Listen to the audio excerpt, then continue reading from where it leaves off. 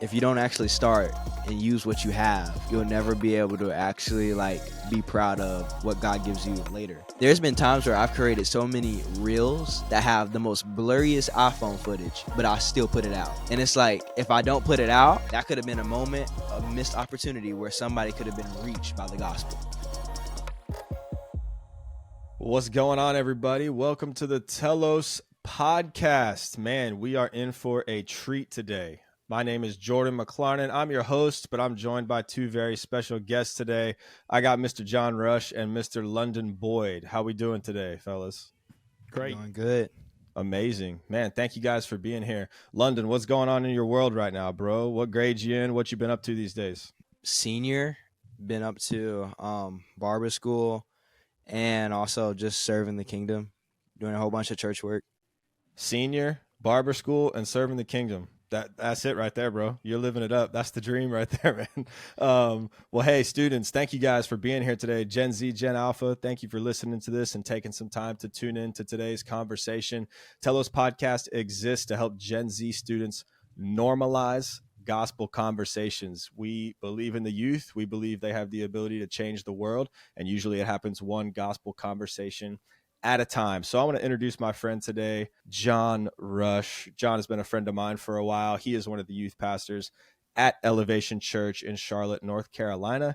He leads youth e-group ministries at the broadcast location, as well as the gaming ministry. Come on, somebody. Gang. Jon's a content creator. He coaches, he consults ministries, creators who are looking to utilize video games, school partnerships, social media, technology for ministries and missions. You do it all, my friend. What do you not do? I don't know. I don't know. That's how I feel. That's it. Well, man, I'm going to let you introduce your student right here, London. You know him. You've got a great relationship to him. So who's on the podcast here today with us? Yeah, I did, London too. In preparation for this, I searched your name in my camera roll because it'll do that. Yeah. And it brought up things from 2021. You were in the quarantine. We did a prom court. You were nominated to be the prince of our quarantine prom. I've got a whiteboard picture with London's name on it under different volunteer areas. His is under social media, but my favorite, and this must have been what really I remember the moments where I'm like, man, this man's got the sauce, and this will make sense when you hear him talk. This is from August 18th, 2020. So you were just going into 9th grade, London, right? Yeah, I think it was going to ninth grade. And this man's got a picture of a flat tire. This is on Instagram. He says, "Can you preach a sermon off this?" And he says, my sermon title, Consequences Based on the Decision. My sermon, take time to he said, this is my sermon. Take time to understand your decision, the decision in your faith and grace, a decision you will make then probably be regretting later. Do you know the way the decision will lead you? Is it God that told you to go that way? Stop fighting the flat end and let God take the high end. And he just preaches the whole thing. So, that's London right now. What you're about to hear him talk about that he does, he's been doing. And he's cut my hair before. And I love this guy. All the way from Rock Hill, South Carolina. Come on. London the Boy Boyd. Oh, I love it, man. London, thank you for being here, bro. It's an honor to have you, my friend. Yes, let's go. I'm excited to be here. Let's do it. Well, man, let's get into it. Today we have a special topic, and there's a reason you guys are joining us for today's episode. We are talking about innovative evangelism. Maybe not a topic you hear every day, but we wanted to dedicate an episode to the Telos podcast about innovative evangelism. And I think what we're talking about when we say innovative evangelism is how do we create unique, new, revolutionary methods to engage the world with the gospel? Let's not make it more complicated than it needs to be. That's it right there. The gospel is a story and good news that doesn't change, right? It's the same message, but it's good news for the world. But innovative evangelism is how we're going to use new and creative, unique ways in order to share that method and engage with the world. And so as we know, man, Gen Z, Gen Alpha, they're creators, they're innovators, they're so funny, they're so gifted, they publish content, they're gamers. I love being around them because they're some of the most creative and innovative people that I know and that probably exist. They're also spending a lot of time on social media spending a lot of time on the internet and in social and creative spaces. And so what we're going to talk about today is how Gen Z Christians can normalize gospel conversations in these places, digital spaces, creative places, and how we can innovate with the power and reality of the gospel. So I'm here to learn. Students are going to be here to learn today, and I'm excited to chop it up with you guys. So I just want to get right into it. I want to talk to Jon for just a second. Innovative evangelism is a very broad topic. We could go in a lot of different directions with this, but when you hear this phrase, what comes to mind, and why do you believe this is an important topic to talk about with Gen Z and Gen Alpha students? I mean, I feel like innovative evangelism is timeless. It's not about technology. I think the core of evangelism is taking what you have, what God's gifted you with, and using it to tell the story of Jesus and connect with others. Yeah. And so, hey, if 200 years ago it was horseback riding, and today it's Fortnite, that's all it is, and even like an example is like, I'm not a hooper, but I've always been around hoopers and I like hoopers shoes. Mm-hmm. And so I've always known enough about basketball to be able to have conversations. And that is a conversation starter that ends up into invites to church or gospel conversations. I did a London. I think you saw this. I did around Good Friday this year. I took communion in Fortnite with some of my squad. Yeah, I saw that. And the videos, it's like almost at 100K views right now. So hey, if you're watching, drop a comment and say Telos Podcast sent me, and then we'll squad up. But I just think it's that. I mean, I feel like if Jesus was walking on the earth today, he would be in like 2K proximity chat, like he'd be talking to people, the same way Aiden Ross met LeBron. I feel like Jesus would meet people, I think Jesus wants to use what we have and meet us where we are. And so honestly, I feel like innovative evangelism, really, I don't know. I think it's more about timeless evangelism, which is just using what you have and use it for the kingdom. That's so great. I totally agree with that. And when you talk about it that way, it actually seems very simple. I think what I'm hearing from you is just like, man, it's just using the resources and things that God's entrusted you with, the things you have in your hand right now to spread the gospel. Do you feel like the opposite of this is actually what's taking place, a lack of innovative evangelism? And what would the alternative to that be in your eyes? Like, why do we need to talk about innovative ways to share the gospel? Is it because we're not being very creative in the ways that we share it? What's your perspective on that? I don't even know if it's about words like creative or technology or innovative. I think most of us have a hard time fully accepting who God has made us to be. And we oftentimes feel like we need to be a version of someone else. So even like you'll hear London's gifting is utilizing social media, but even beneath that is he has a desire to communicate God's word. Like this man has preached, will preach. That is a gift that he has. But not everyone needs to preach. You see what I'm saying? And so people could even listen to this and hear London because he has that maybe a more traditional pastoral type gifting and think, well, that's all you have. No. Well, you should know about London. That's why I read that screenshot from 2020.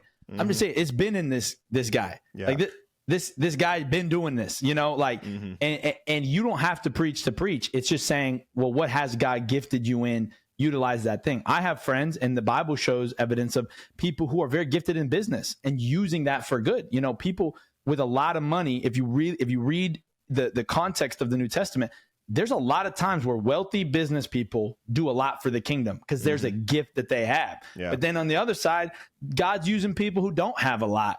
I think it's really about saying, God, what have you given me? Not what have you given someone else? Not what do I see on Instagram? Not even what does my parents or my pastor carry? What have you put inside of me? Yeah, that's so great. I think many students probably get stuck in feeling like they are not creative. I think sometimes we limit like, hey, if you make social media content, or if you're a graphic designer, or if you're a production director, right? Or if you're a gamer or a photographer, oh, you're creative. But then there's like this whole other group of people, athletes would probably be considered in that. A lot of people who do maybe more physical things than they do in working with their mind that probably feel like they're not creative. But what I'm hearing you say is like, man, the thing that God's given you, the unique way that he's wired you, when you create, from that as who he's made you to be, that actually, of course, is creative in and of itself. And that's going to be the greatest version of you that you can bring to the world in order to share the gospel. Which leads me to London right here. Man, we want to hear a little bit about your story. I want to hear about how you've experienced the truth of the gospel in your own life. And then I want to hear more about how you've been using your testimony, your gifts, your creativity to share the gospel with other people. Yeah, I think for me, it's always been like this like deep full like meaning since birth. Even since like birth, I was in this hospital, and my parents weren't allowed to come in a room at one point in time, and like I just have all these pastors just like coming and sharing the gospel. But I think the thing with that was a sense of that showed me that like the gospel brings freedom and it brings healing and all these beautiful things. And I think there's like this like power and like element to it that like can literally be used in a creative way. It's just based on like how you prospectively see it.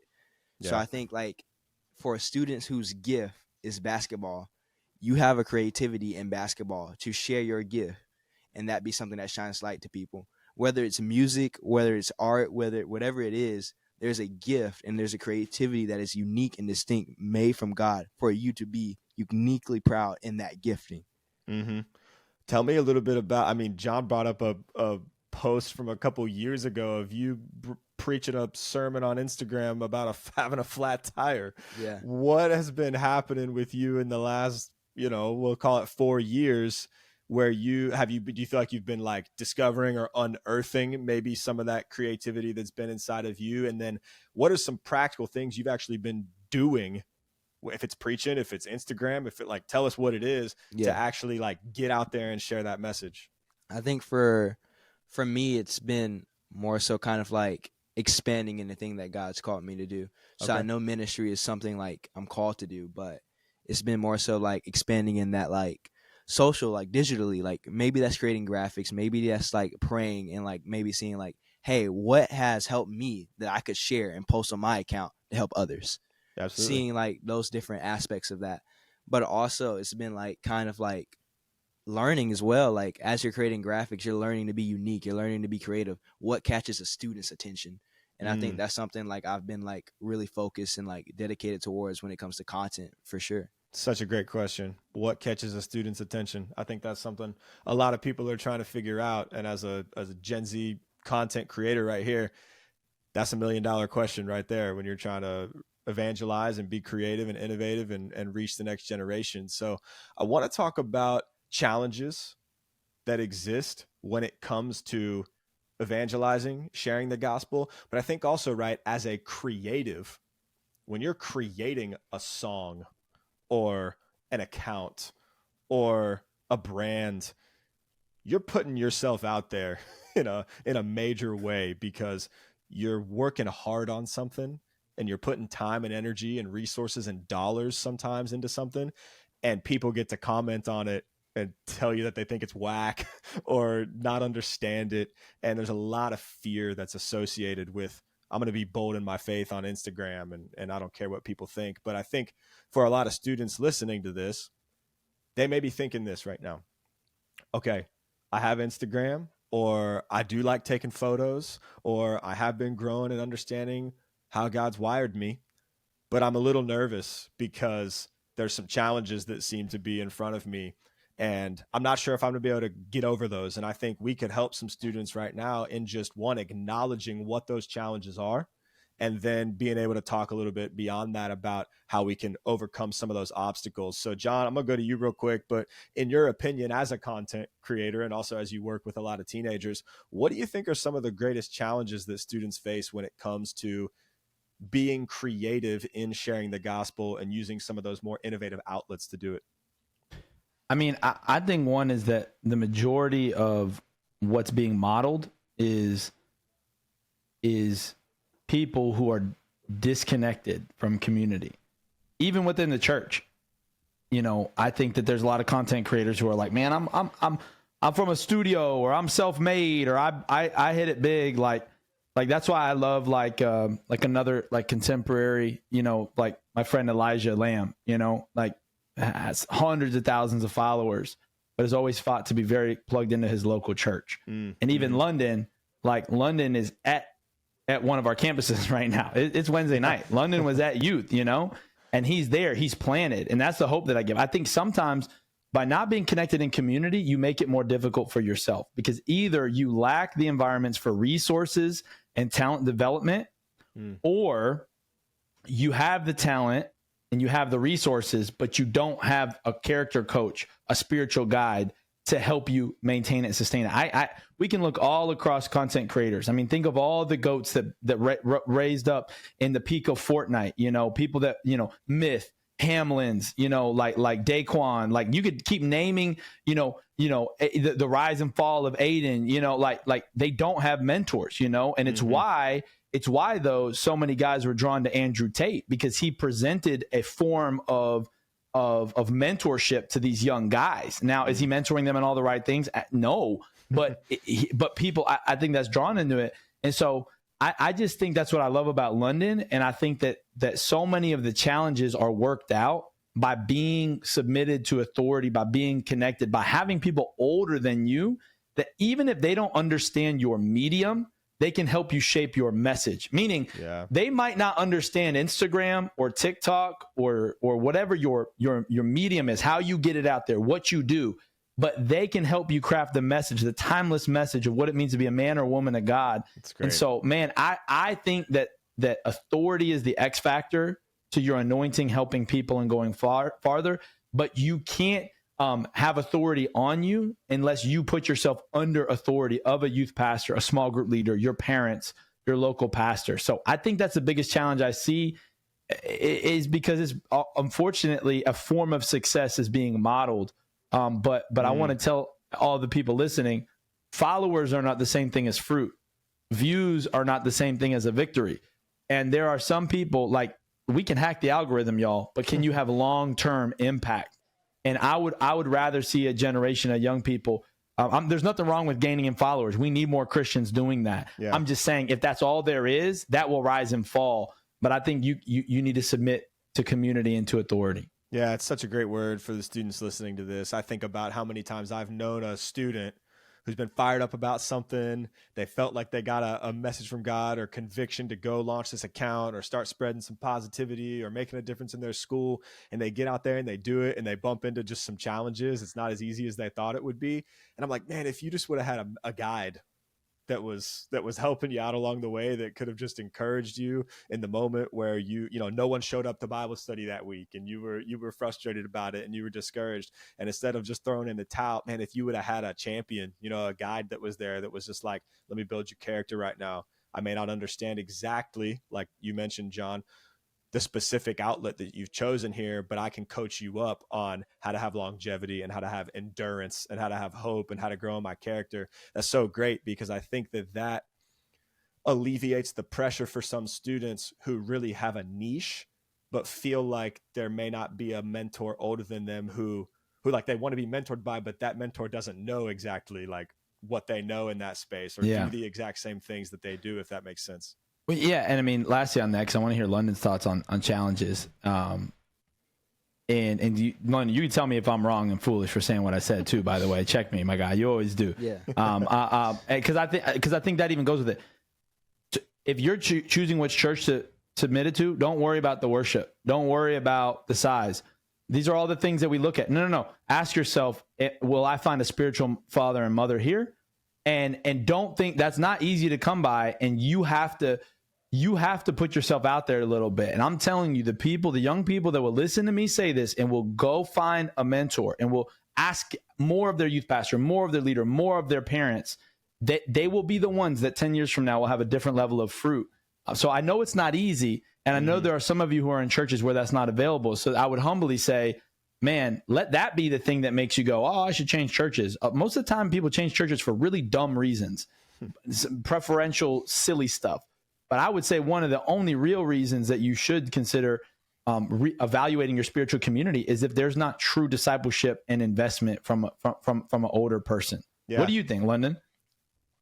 I think it's really important to have like that mentorship, that level of like somebody that's always going to be kind of like guiding you and like going like, even like with like mentorship, like I just met with my youth director today and we just like had those like, shout out Jet. Yeah, shout out Jet. We just had that talk of like, hey, like, where are you spiritually? Like, are you feeding your flesh? Like, all these different things of like what a mentor is supposed to do. They're Mm-hmm. supposed to not only check you, but they're also supposed to guide you in the direction that you're trying to go in.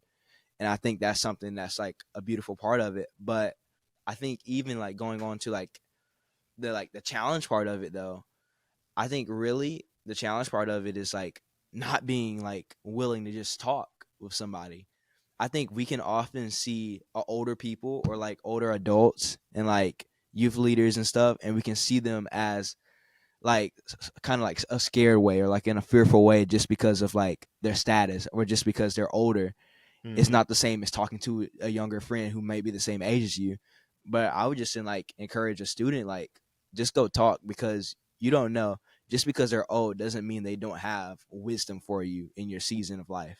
Yeah, absolutely. As a content creator yourself, as someone who's preaching, teaching, unashamed on the internet about your faith, man, I know a lot of students, and there's students listening to this who want to do that, man. They have a sphere of influence in that digital space and they want to use it. What's a challenge you've experienced in sharing the gospel and sharing your faith on Instagram or posting about it or talking digitally about that? I would say one, finding the audience. I would say finding the audience is like one of those main important things that like I had to come to a realization for a long time. Like, who am I speaking to? Mm, Is my content reaching adults or is it reaching students like I want it to? yeah. And I think the second part about that is it simple? Because if my target audience is students, I need to make it simple enough for where they can understand it. Mm-hmm. Making it simple, making it to where like, oh, if I'm going to talk about love and share this on a digital graphic, I'm going to break this down like, oh, God is love, instead of going to like this whole theological realm of it and making it bigger than what it actually could be. Yeah. Breaking it down to somebody who never has experienced God for the first time in their life, and maybe they see that graph and they're like, oh, it's this simple. Yeah. That's so good. Dude, that's so great. There's so much to be said there. But I think what you're trying to do here is, man, you just want to kickstart a conversation. And I'm sure, man, in comment sections and DMs, and that's led to other conversations and things like that. But you're trying to take these crazy big truths of scripture and who God is and bring them down to a easily digested level for that audience out there who's curious or is interested or intrigued by what you're doing. They're seeing you use your gift and create for the kingdom of God. And that's interesting and exciting to people, and their curiosity's piqued. And I'm sure once people start seeing some of that and start following your stuff, man, over time, you're literally helping them develop a theology. Like, over time, you are literally, in a way, like pastoring and shepherding and guiding them. And that's a really beautiful thing, man. I think sometimes as students, we really underestimate what we have at our fingertips, what we're capable of as students when we just get out there and start creating.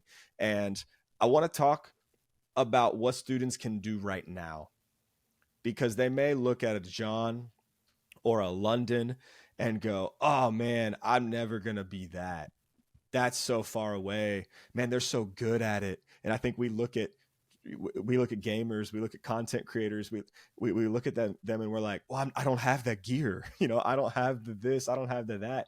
And we're intimidated. And I think just sometimes starting is like the hardest part. It's just like, get the stuff out there. You're probably going to make some bad stuff at the beginning, but over time it's going to get better. You're developing the gift. I think we've all gone through that process as a creative. You make something, you put a lot of time into it, and you're like, this is terrible. You're like, I don't even want to put it out there. It's so bad. But getting over that hump, what can a student do today?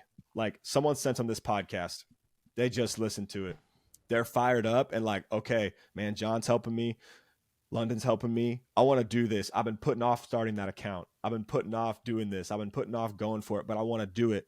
But what can they just do like right now? Like, what's the first step that you would encourage them with? What can they do to start using their creativity to normalize gospel conversations? I would say first start or you'll never finish. If you don't actually start and use what you have, you'll never be able to Just actually like be proud of what God gives you later.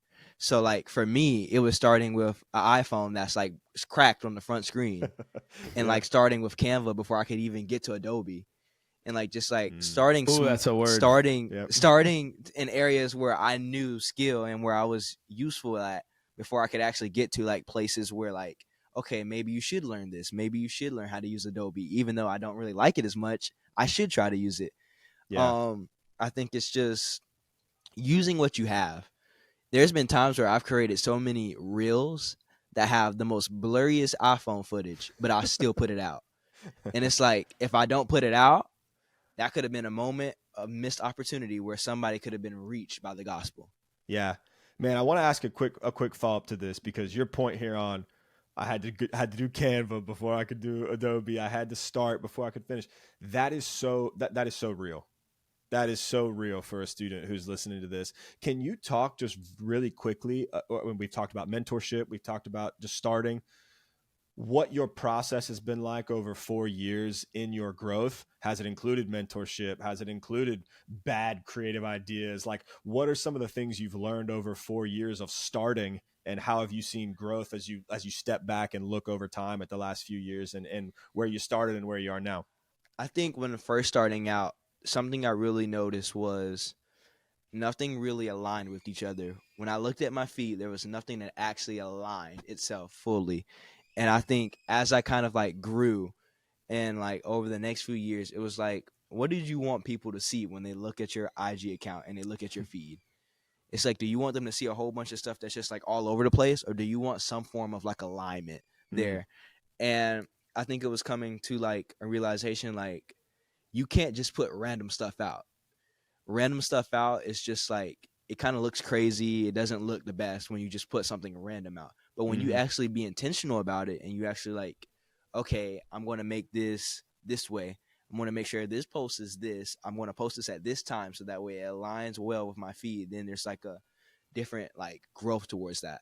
There's a plan. You're putting work into it, man. It's definitely not just creating this thing and just shipping it out there. And I think sometimes that's what people think. There's a lot more that goes into this. So it's the gift, and it's also, man, it's the grind as well. John, what are your thoughts? Yeah, I mean, I think when I look back over my life, I really think that God spoke a lot to me through like picking a people and picking a place, and like and then once you pick a people and pick a place, you go, what's the problem for those people in that place, and how can I solve it? Meaning, I think that sometimes God will show you your target before He gives you your arrow.